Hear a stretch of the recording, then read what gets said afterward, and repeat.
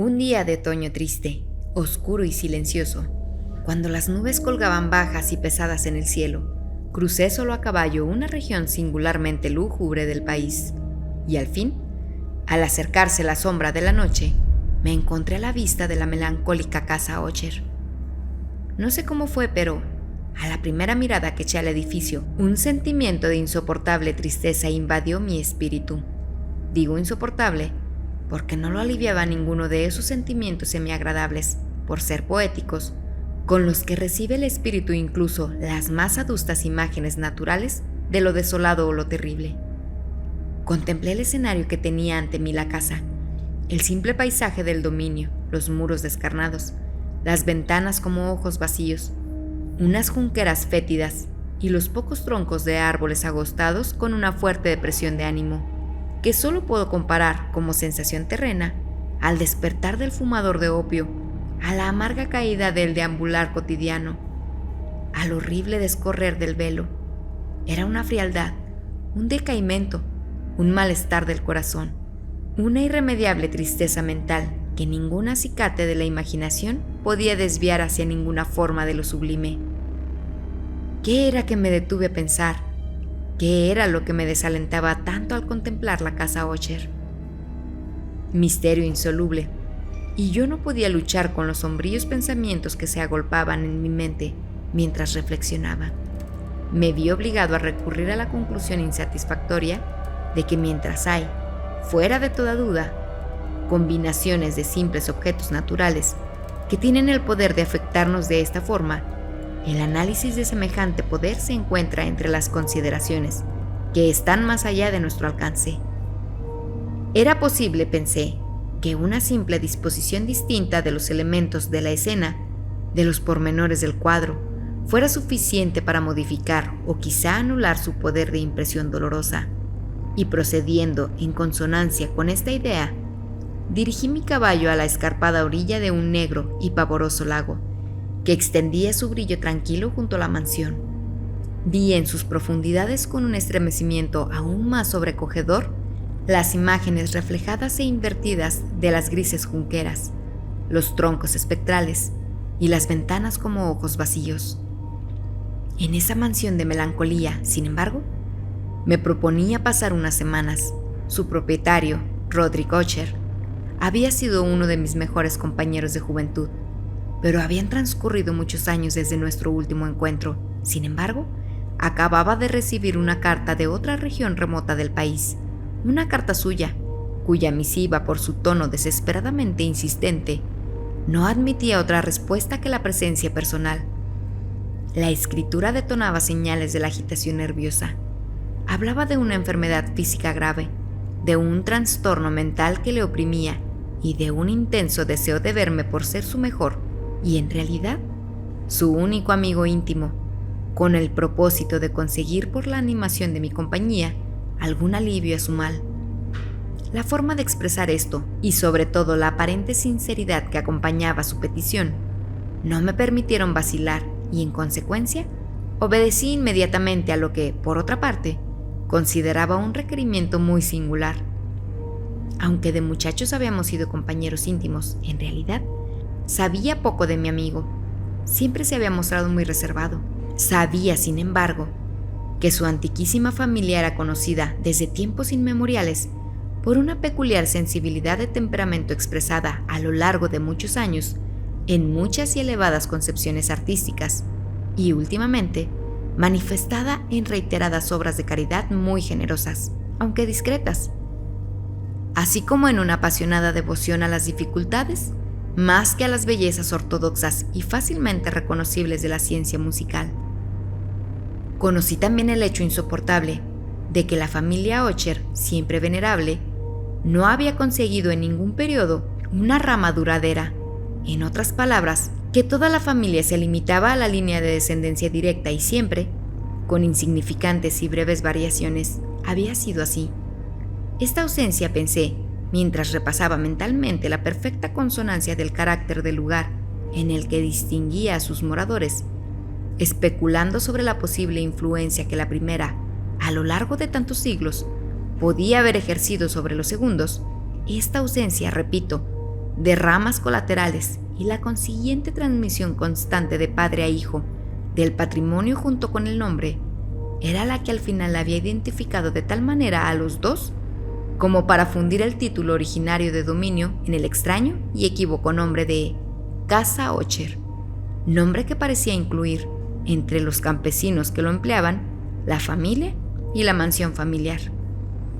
He dicho que el único efecto de mi experimento de algo infantil, mirar en el pequeño lago, había ahondado mi primera y extraña impresión.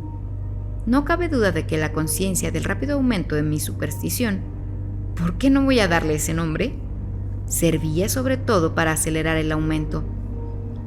Tal es, lo sé, desde hace mucho tiempo, la paradójica ley de todos los sentimientos que tienen como base el terror. Y quizá fuera solo por esto por lo que, cuando levanté los nuevos ojos hacia la mansión, desde su imagen en el agua, creció en mi mente una rara fantasía. Una fantasía de verdad tan ridícula que solo la menciono para mostrar la viva fuerza de las sensaciones que me oprimían. Mi imaginación estaba tan excitada que llegué a convencerme de que sobre la mansión y el dominio flotaba una atmósfera propia de ellos y de los edificios colindantes, una atmósfera sin afinidad con el aire del cielo, que exhalaba por los árboles marchitos, por los muros grises y por el oscuro lago silencioso un pestilente y místico vapor, opaco, pesado, apenas perceptible de color plomizo. Sacudiendo de mi espíritu lo que debía de ser un sueño, examiné con más cuidado el verdadero aspecto del edificio. Su rasgo dominante parecía ser su excesiva antigüedad, y grande era la desolación producida por el tiempo. Diminutos hongos se extendían por toda la fachada, colgados del alero en una fina y enmarañada tela de araña. Pero esto no tenía que ver con ninguna forma de destrucción. No se había caído ninguna parte de la mampostería, y parecía haber una extraña incongruencia entre la perfecta colocación de las partes y la disgregación de cada una de las piedras. Esto me recordaba la aparente integridad de viejas maderas que se han podrido durante largos años en una cripta olvidada, sin que intervenga el soplo exterior. Aparte de este indicio de ruina general, la estructura daba pocas señales de inestabilidad. Quizá el ojo de un observador atento hubiera descubierto una fisura apenas perceptible que, extendiéndose desde el tejado de la mansión a lo largo de la fachada, cruzaba el muro en zigzag hasta perderse en las tenebrosas aguas del lago. Mientras observaba estas cosas, cabalgué por una corta calzada hasta la mansión. Un criado que aguardaba tomó mi caballo y entré en la bóveda gótica del vestíbulo. Un criado de paso sigiloso me condujo desde allí, en silencio, por múltiples oscuros e intrincados pasillos hacia el estudio de su amo. Mucho de lo que encontré en el camino contribuyó, no sé cómo, a avivar los indefinidos sentimientos de los que ya he hablado. Mientras que los objetos que me rodeaban, los artesonados de los techos, los sombríos tapices de las paredes, los suelos negros de ébano, y los fantasmagóricos trofeos heráldicos que rechinaban al pasar eran cosas, o parecían, a las que estaba acostumbrado desde niño, pero no pensaba en lo familiar que me resultaba todo esto. Estaba asombrado de las insólitas fantasías que esas imágenes producían en mí. En una de las escaleras me tropecé con el médico de la familia. La expresión de su rostro, pensé, era una mezcla de insidiosa astucia y de perplejidad. Me saludó con ansiedad nerviosa y siguió su camino. Luego el criado abrió la puerta y me dejó en presencia de su amo. La habitación donde me encontraba era muy amplia y alta. Las altas ventanas estrechas y puntiagudas quedaban a tanta distancia del suelo del negro roble que eran completamente inaccesibles desde el interior. Débiles rayos de luz teñidas de carmesí atravesaban los cristales enrejados y servían para distinguir suficientemente los principales objetos a mi alrededor. Los ojos, sin embargo, luchaban en vano para alcanzar los rincones más apartados de la cámara o los huecos del techo abovedado y ornado con relieves. Oscuros tapices cubrían las paredes. El mobiliario era profuso, incómodo, anticuado y destartalado. Había muchos libros e instrumentos musicales en desorden, que no conseguía dar vida a la escena. Sentí que se respiraba una atmósfera de dolor, un aire de dura, profunda e irremediable melancolía lo envolvía y lo penetraba todo.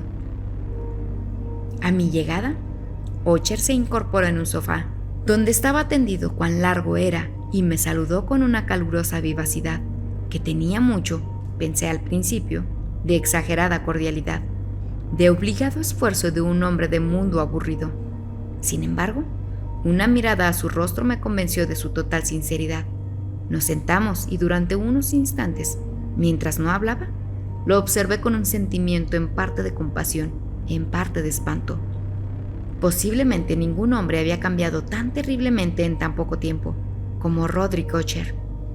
A duras penas pude admitir la identidad del cadavérico ser que tenía ante mí con la del compañero de juventud. Sin embargo, el carácter de su cara había sido siempre extraordinario. La tez cadavérica, los ojos grandes, líquidos e incomparablemente luminosos, los labios algo finos y muy pálidos, pero de una curvatura insuperablemente hermosa, la nariz de delicado tipo hebreo, pero con aletas amplias, más abiertas de lo que era normal, la barbilla finalmente modelada, reveladora, en su falta de prominencia, de una escasa energía moral, los cabellos más finos y ralos que una tela de araña. Estos rasgos y el excesivo desarrollo de la zona frontal constituían una fisionomía muy difícil de olvidar, y ahora la simple exageración del carácter predominante de estas facciones y de su expresión habitual revelaban un cambio tan grande que llegué a dudar de la persona con la que estaba hablando, y la palidez espectral de la piel, el brillo milagroso de los ojos destacaron sobre todo lo demás e incluso me aterraron. El fino cabello, además, había crecido descuidadamente y como en su desordenada textura de telaraña flotaba en lugar de caer a los lados de la cara. Me era imposible, incluso haciendo un esfuerzo, relacionar su enmarañada apariencia con una idea de simple humanidad. En el comportamiento de mi amigo me impresionó encontrar incoherencia, inconsistencias, y pronto descubrí que era motivado por una serie de débiles e inútiles esfuerzos por sobreponerse a una habitual ansiedad, a una excesiva agitación nerviosa. En realidad, ya estaba preparado para algo de esa naturaleza, no menos por su carta que por reminiscencias de ciertos rasgos juveniles y por las conclusiones que deduje de su peculiar conformación física y de su temperamento. Sus gestos eran alternativamente vivaces y lentos. Su voz pasaba rápidamente de una indecisión trémula, cuando su espíritu vital parecía totalmente en suspenso, a una clase de concisión energética, a esa manera de hablar abrupta, pesada, lenta, hueca, a esa pronunciación gutural, densa, equilibrada, perfectamente modulada, que se puede observar en el borracho perdido o en el incorregible fumador de opio en los periodos de mayor excitación. Así me habló del objetivo de mi visita, de su sincero deseo de verme y del consuelo que esperaba recibir. Abordó con bastantes detalles la naturaleza de su enfermedad. Era, dijo, un mal constitucional y familiar, para el cual desesperaba de encontrar remedio. Una simple afectación nerviosa. Añadió inmediatamente que sin duda pasaría pronto. Se manifestaba en una multitud de sensaciones anormales. Algunas de estas, cuando las destelló, me interesaron y me confundieron, aunque quizás influyeran los términos que empleó y el estilo general de su relato. Sufría él mucho de una agudeza morbosa de los sentidos. Apenas soportaba los alimentos insípidos. Solo podía vestir ropa de cierta textura. Los olores de todas las flores le resultaban opresivos. Hasta la luz más débil torturaba sus ojos. Y solo pocos sonidos peculiares, y estos de instrumentos de cuerda, no le inspiraban horror. Vi que era un esclavo sometido a una suerte anormal de terror. «Moriré», dijo. «Tengo que morir de esta deplorable locura. Así y no de otra manera me perderé. Temo los acontecimientos del futuro, y no por sí mismos, sino por sus resultados. Tiemblo cuando pienso en un incidente, incluso el más trivial, que puede actuar sobre esta intolerable agitación. No aborrezco el peligro, a no ser por su efecto absoluto, el terror. En este desaliento, en este lamentable estado, siento que más tarde o más temprano llegará el momento en que tenga que abandonar vida y razón a la vez. en alguna lucha con el siniestro fantasma, el miedo. Me di cuenta además que los intervalos y las insinuaciones interrumpidas y equívocas de otro extraño rasgo de su estado mental. Estaba dominado por ciertas impresiones supersticiosas relativas a la mansión que ocupaba y de donde, durante muchos años, no se había atrevido a salir, supersticiones relativas a una influencia cuya supuesta energía describió en términos demasiado sombríos para repetirlos aquí. Influencia que algunas peculiaridades de la simple forma inmaterial de su mansión familiar habían ejercido sobre su espíritu, decía, a fuerza de soportarla durante mucho tiempo, efecto que el aspecto físico de los muros y las torres grises y el oscuro lago en que éstos se miraban había producido, a la larga, en la moral de su existencia. Admitía, no obstante, aunque con vacilación, que podía buscarse un origen más natural y mucho más palpable de la peculiar melancolía que le afectaba. La grave y prolongada enfermedad, el desenlace ciertamente cercano con la muerte de una hermana tiernamente amada, su única compañía durante muchos años, último y único pariente en la tierra. Su muerte, decía con una amargura que nunca podré olvidar, hará de mí, el indefenso, el frágil, el último miembro de la vieja estirpe de los Usher. Mientras hablaba, la señorita Madeline, así se llamaba, pasó lentamente por un lugar apartado de la cámara y sin advertir mi presencia desapareció. La miré con absoluto asombro, no desprovisto de miedo, y sin embargo, me resulta imposible explicar estos sentimientos. Una sensación de estupor me oprimió, mientras mis ojos seguían los pasos que se alejaban. Cuando al final una puerta se cerró tras ella, hacía tiempo que la enfermedad de la señorita Madeline había desconcertado a sus médicos. Una constante apatía, un cansancio gradual de su persona y frecuentes, aunque transitorios, accesos de carácter parcialmente catalépticos eran el habitual diagnóstico. Hasta entonces, había resistido con firmeza la opresión de su mal y se había negado a guardar cama, pero a la caída de la tarde de mi llegada a la casa se rindió, como me contó su hermano esa noche con inexpresable agitación, al aplastante poder destructor, y supe que la rápida visión que había tenido de su persona probablemente sería la última, ya que nunca más volvería a ver a la dama, por lo menos en vida. Después, durante varios días, ni Usher ni yo mencionamos su nombre, y en ese tiempo estuve ocupado en vehementes intentos para aliviar la melancolía de mi amigo. Pintábamos y leíamos juntos, o yo escuchaba, como en un sueño, las extrañas improvisaciones de su conmovedora guitarra. Y así, mientras una intimidad cada vez más estrecha me introducía sin reservas en lo más recóndito de su alma, iba adquiriendo con amargura la inutilidad de todo intento por alegrar un espíritu, cuya oscuridad, como una cualidad positiva, inherente, se derramaba sobre todos los objetos del universo físico y moral en una incesante irradiación de melancolía.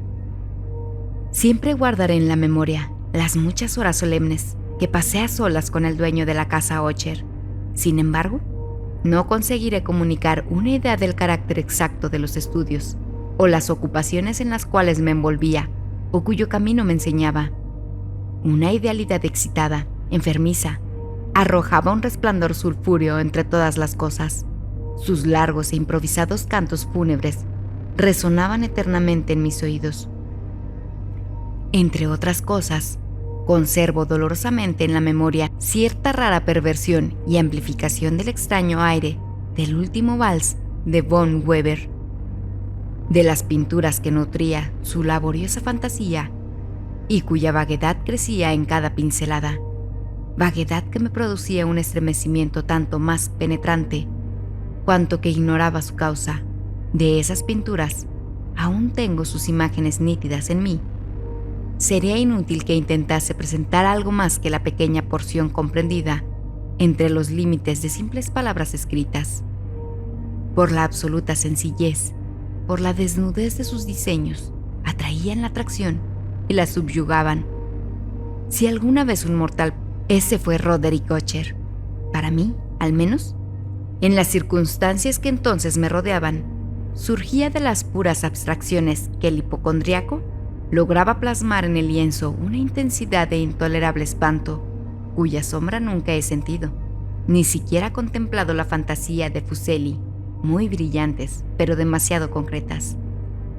Una de las fantasmagóricas concepciones de mi amigo, que no participaba con tanto rigor del espíritu de abstracción, puede ser esbozada, aunque de una forma muy indecisa, débil con palabras. El pequeño cuadro representaba el interior de una bóveda, o un túnel muy largo, rectangular, con paredes bajas, lisas, blancas, sin interrupción ni adorno de ningún tipo. Ciertos toques accesorios del diseño servían para dar la idea de que esa excavación daba a mucha profundidad bajo la superficie de la tierra. No se veía ninguna salida en toda la vasta extensión, ni se percibía ninguna antorcha, ni ninguna otra fuente artificial de luz. Sin embargo, flotaba por todo el espacio una ola de intensos rayos que bañaban el conjunto con un resplandor inadecuado y espectral. Ya he hablado de ese estado morboso que hacía intolerable al paciente toda música, si exceptuamos los efectos de unos instrumentos de cuerda. Quizá los estrechos límites en los que se había confinado con la guitarra dieron origen, en gran medida, al carácter fantástico de sus realizaciones. Pero no se puede explicar de esta manera la fogosa facilidad de sus impromptus.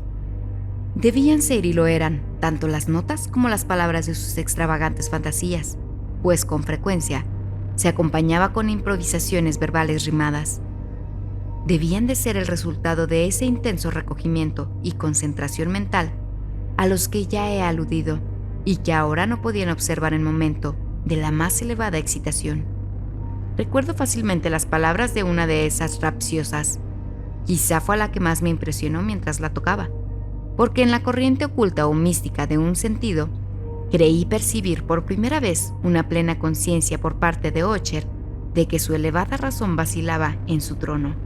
Los versos que tituló El Palacio Encantado, en el más verde de nuestros valles, habitado por los ángeles buenos, antaño un bello y majestuoso palacio, un radiante palacio alzaba su frente. En los dominios del rey pensamiento, allí se elevaba.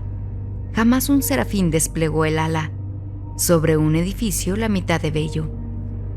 Banderas amarillas, gloriosas doradas, sobre su remate flotaban y ondeaban. Todo esto sucedía hace mucho, muchísimo tiempo.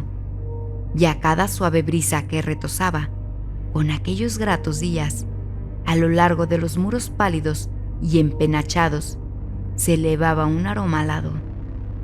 Los que vagaban por ese alegre valle, a través de 2 ventanas iluminadas, veían espíritus moviéndose musicalmente, a los sones de un laúd bien templado, en torno a un trono donde sentado, Porfirogénito, con un Fausto digno de su gloria, aparecía el señor del reino, y refulgente de perlas y rubíes, era la puerta del bello palacio, por la que salía a oleadas, a oleadas, a oleadas, y centellaba sin cesar.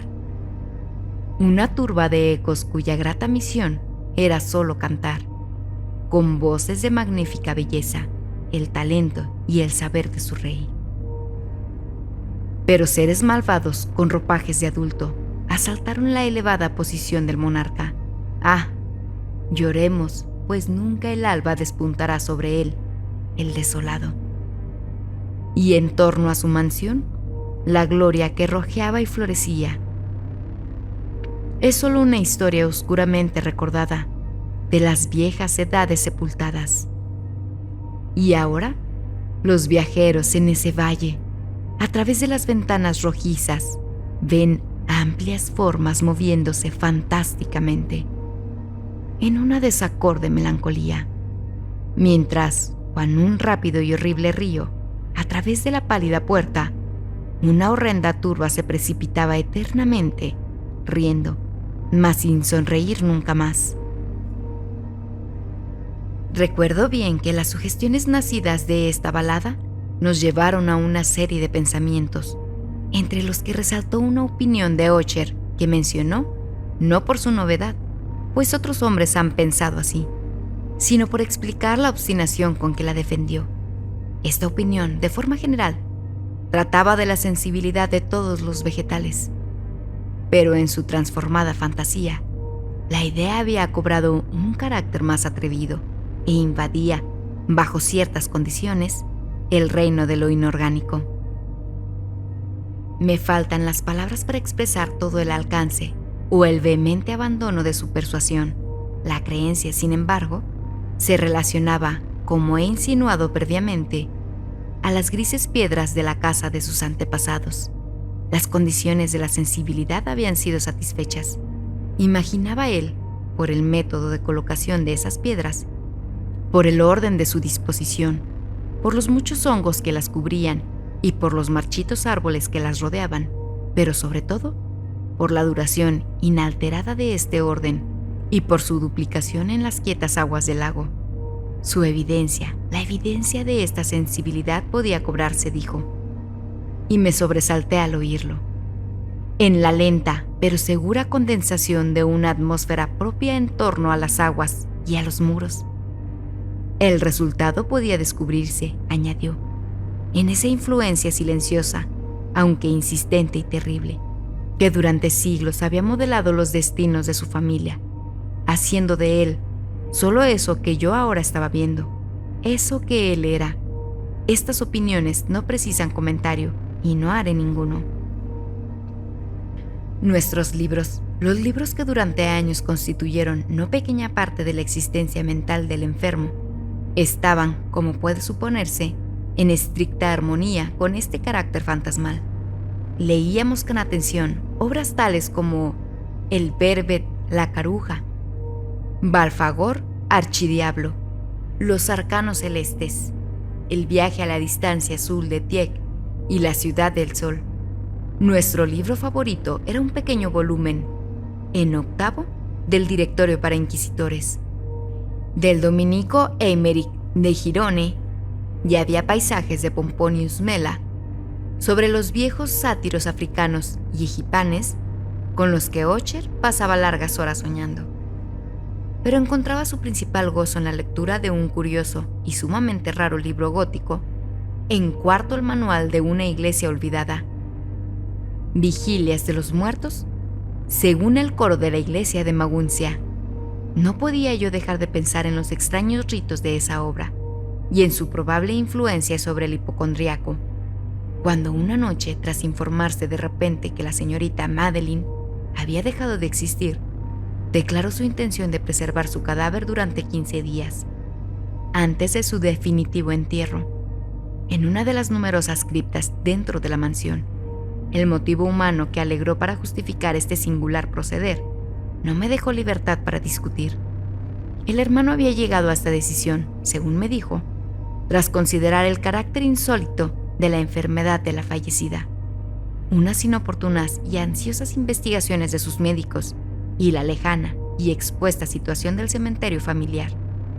No negaré que, cuando recordé el siniestro aspecto de la persona con quien me crucé en la escalera el día de mi llegada a la casa, no tuve ningún deseo de oponerme a lo que consideré una precaución inofensiva y de ninguna forma extraña. A petición de Ocher, le ayudé personalmente con los preparativos de la sepultura temporal. Puesto ya el ataúd, los dos solos lo trasladamos a su lugar de descanso, la cripta donde lo depositamos, que llevaba tanto tiempo sin abrir que nuestras antorchas casi se apagaron por la opresiva atmósfera, dándonos pocas oportunidades de examinarla. Era pequeña, húmeda y desprovista de cualquier fuente de luz. Estaba a gran profundidad, justo bajo la parte de la casa que ocupaba mi dormitorio. Al parecer, había sido utilizada en remotos tiempos feudales, con el siniestro uso de mazmorra, y en días más recientes, como almacén de pólvora o de alguna otra sustancia altamente combustible, pues una parte del suelo y todo el interior de un largo pasillo abovedado, por donde pasamos para llegar allí, estaba cuidadosamente revestidos de cobre. La puerta de hierro macizo también estaba protegida de este metal. Su enorme peso, al moverse sobre los gozones, producía un chirrido agudo, insólito. Después de dejar nuestra fúnebre carga sobre caballetes en ese lugar de horror, retiramos parcialmente a un lado la tapa aún suelta del ataúd y contemplamos la cara de la muerta. Un asombroso parecido entre el hermano y la hermana fue lo primero que llamó mi atención, y Ocher, adivinando quizá mis pensamientos, murmuró unas palabras por las que supe que la difunta y él eran gemelos, y que entre ambos siempre había habido simpatías casi inexplicables. Pero nuestros ojos no se detuvieron mucho tiempo con la muerta, pues no podíamos contemplarla sin miedo.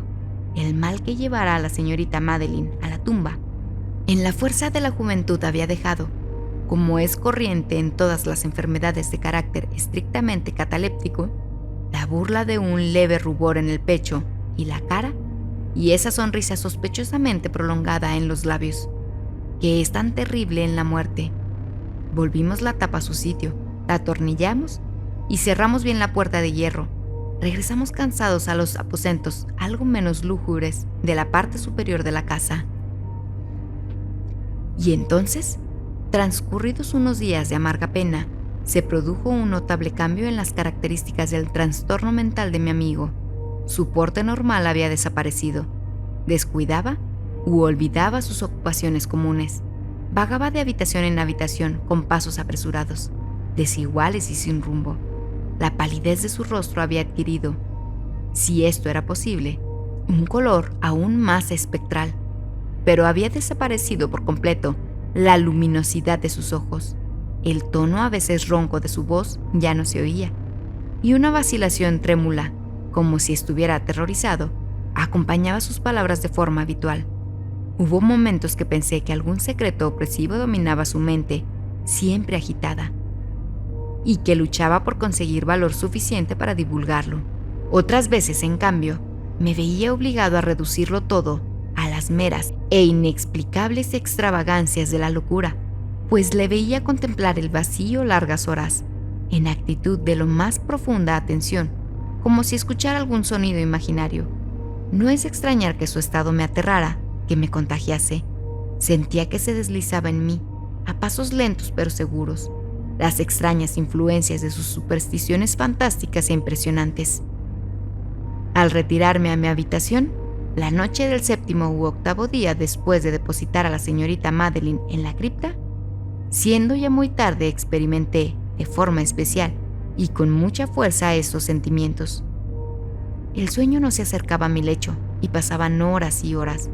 Era debido a la desconcertante influencia de los lúgubres muebles de la habitación, de los tapices oscuros y raídos que, atormentados por el soplo de una tempestad incipiente, oscilaban de un lado a otro sobre las paredes y crujían desagradablemente alrededor de los adornos de la cama.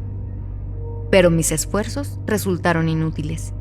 Un temblor incontenible invadía gradualmente mi cuerpo y al final se instaló en mi corazón un incubo, el peso de una alarma absolutamente inmotivada.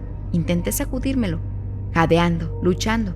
Me incorporé sobre las almohadas y mientras miraba ansiosamente a la intensa oscuridad de la habitación, presté atención, no sé por qué, salvo que una fuerza instintiva me impulsó a ciertos sonidos ahogados, indefinidos, que llegaban en las pausas de la tormenta, a largos intervalos, no sé de dónde. Dominado por un intenso sentimiento de horror, inexplicable pero insoportable, me vestí deprisa, pues sabía que no me iba a dormir esa noche, e intenté salir del lamentable estado en el que me encontraba, paseando rápidamente de arriba abajo por la habitación. Había dado así unas pocas vueltas, cuando un suave paso en la escalera adyacente me llamó la atención.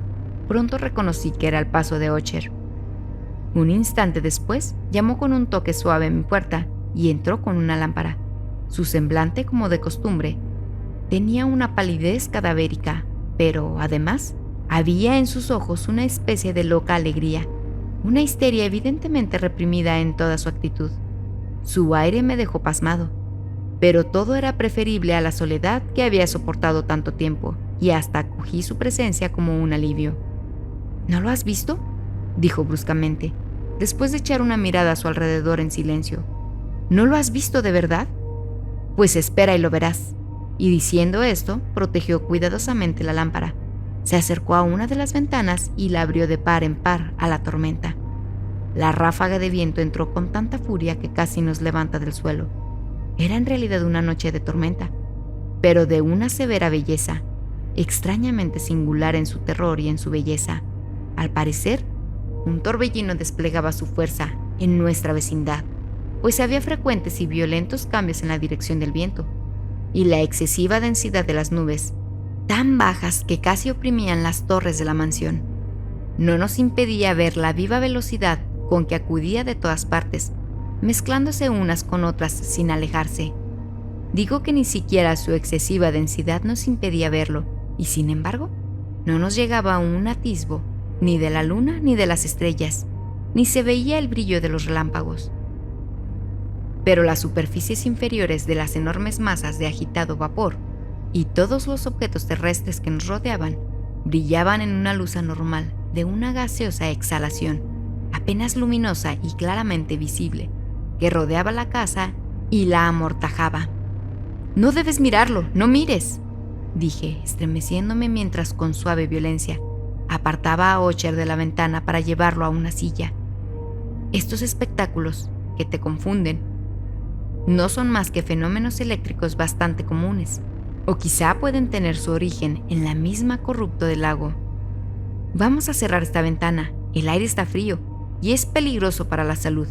Aquí tienes una de tus novelas predilectas. Yo la leeré y tú escucharás, y así pasaremos juntos esta noche terrible. El antiguo volumen que había agarrado era Locura en 3 fases, de Sir Lancelot Canning, pero lo había calificado de libro favorito de Ocher más por triste broma que en serio, pues en realidad hay poco en su verbosidad tosca y falta de imaginación que pudiera interesar a la elevada e ideal espiritualidad de mi amigo. Era el único libro que tenía a mano, y alimenté una vaga esperanza de que la excitación que en ese momento agitaba al hipocondriaco pudiera encontrar alivio, pues la historia de los trastornos mentales está llena de estas anomalías, aún en las extremas locuras que iba a leerle. De haber juzgado en realidad la actitud exageradamente tensa y vivaz con que escuchaba, o parecía escuchar, las palabras del relato, podría haberme felicitado por el éxito de mi idea. Había llegado a esa parte bien conocida de la historia cuando Ethelred, el héroe de Thirst, después de sus vanos intentos de meterse por las buenas a la morada de Eremita, intenta entrar por la fuerza. Ahí, como se recordará, las palabras de la narración son las siguientes. Y Ethelred, por su naturaleza, tenía un corazón valiente, y que además se sentía fortalecido por el poder del vino que había bebido. No esperó al momento de parlamentar con el eremita, que en realidad era un hombre de carácter obstinado y malo, sino que, sintiendo la lluvia en los hombros y temiendo el estallido de la tempestad, levantó decididamente su maza y a fuertes golpes abrió un hueco en las tablas de la puerta, por donde meter su mano enguantada, y luego, tirando con fuerza hacia sí, rajó, rompió y destrozó de tal forma que el ruido de la madera seca y hueca retumbó en el bosque y lo llenó de alarma. Al terminar esta frase, me sobresalté y me detuve un momento, pues me pareció, aunque enseguida concluí que mi excitada imaginación me había traicionado, me pareció que desde algún lugar muy lejano de la mansión llegaba confusamente a mis oídos algo que podía ser, por su parecido, el eco, aunque ahogado y confuso por cierto, del mismo ruido de rajar y destrozar que Sir Lancelot había descrito con tanto detalle. Fue, sin duda alguna, la coincidencia lo que me había llamado la atención, pues, entre el batir de los marcos de las ventanas y los mezclados ruidos normales de la tormenta, que seguía aumentando, el sonido en sí, con toda seguridad, no tenía nada que interesara ni me molestara. Seguí leyendo la historia, pero el buen campeón, Ethelred, pasó la puerta y se quedó muy furioso y sorprendido al no percibir señales del malvado eremita y encontrar en cambio un dragón prodigioso, cubierto de escamas, con lenguas de fuego, sentado en guardia delante de un palacio de oro, con suelo de plata, y del muro colgaba un escudo de reluciente bronce con esta leyenda: Quien entre aquí conquistador será. Quien mate al dragón, el escudo ganará. Y Ethelred levantó la maza y golpeó la cabeza del dragón, que cayó a sus pies, y lanzó su pestilente aliento con un alarido tan horrible y áspero, y a la vez tan penetrante, que Ethelred se vio obligado a taparse los oídos con las manos para no escuchar el horrible ruido, tal como jamás se había oído nunca hasta entonces. Aquí me detuve otra vez bruscamente, y ahora con un sentimiento de violento asombro, pues no podía dudar de que en esta ocasión había oído de verdad, aunque me resultaba imposible decir de qué dirección procedía, un grito insólito, un sonido chirriante, sofocado y aparentemente lejano, pero áspero, prolongado, la exacta réplica de lo que mi imaginación atribuyera al extranatural alarido del dragón, tal como lo describía el novelista.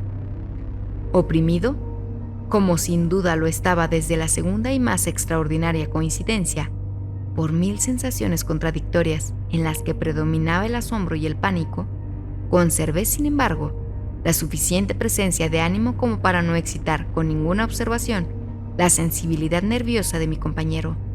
No estaba seguro de que hubiera advertido tales sonidos, aunque en los últimos instantes se había producido una evidente y extraña alteración de su apariencia. Desde su posición frente a mí, había hecho girar poco a poco su silla, de forma que ahora estaba sentado mirando hacia la puerta de la habitación, y por esto, solo en parte podía ver yo sus facciones, aunque percibía que le temblaban los labios, como si murmurara algo inaudible. Tenía la cabeza doblada sobre el pecho, pero supe que no estaba dormido porque vi que tenía los ojos muy abiertos y fijos cuando le miré de reojo.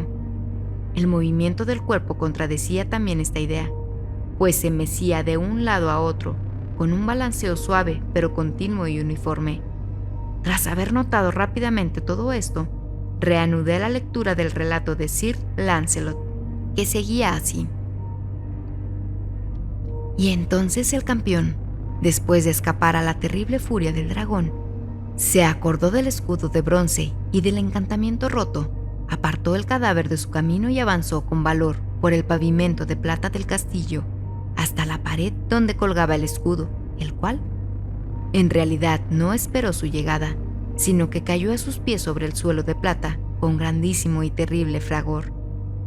Apenas había pronunciado estas palabras, cuando, como si en realidad un escudo de bronce en ese momento hubiera caído con todo su peso sobre un piso de plata, percibí un eco claro, profundo, metálico y resonante, aunque aparentemente sofocado.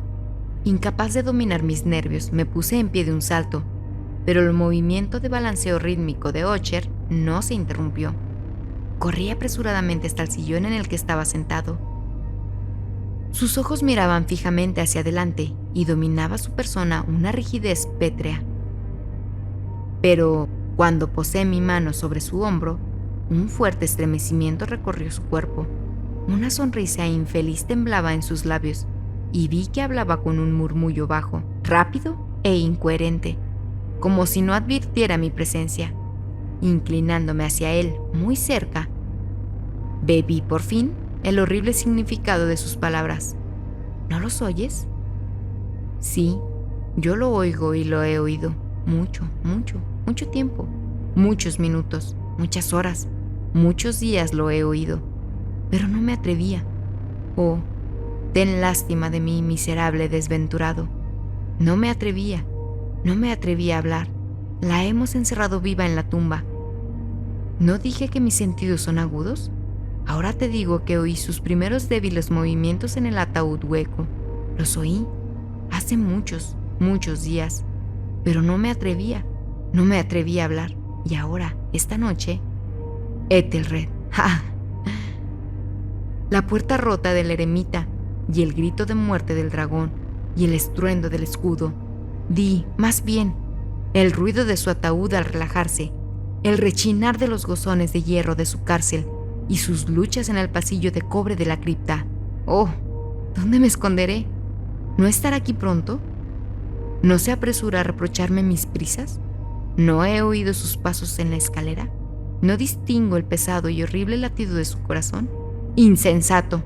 Y aquí, furioso, de un salto se puso de pie y gritó estas palabras como si en este esfuerzo entregara el alma.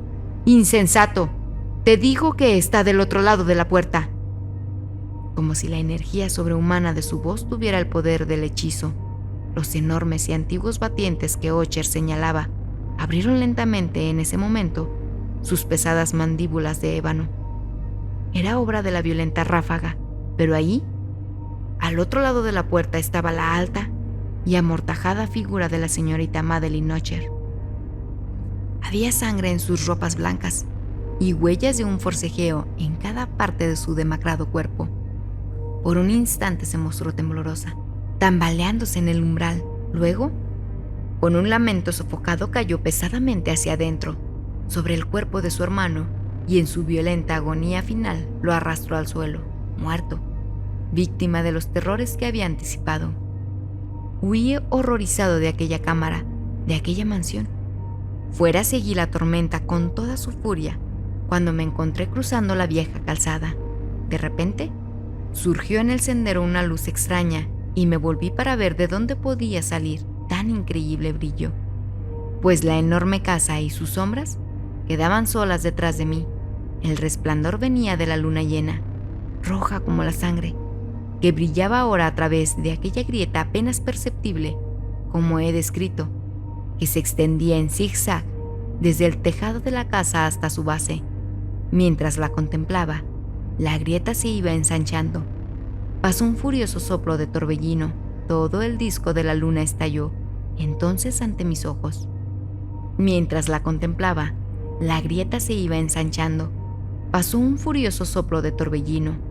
Todo el disco de la luna estalló entonces ante mis ojos, y mi espíritu vaciló al ver que se desplomaban los pesados muros, y hubo un largo y tumultuoso clamor, como la voz de 1000 torrentes, y a mis pies se cerró, sombrío y silencioso, el profundo y corrompido lago sobre los restos de la casa Ocher.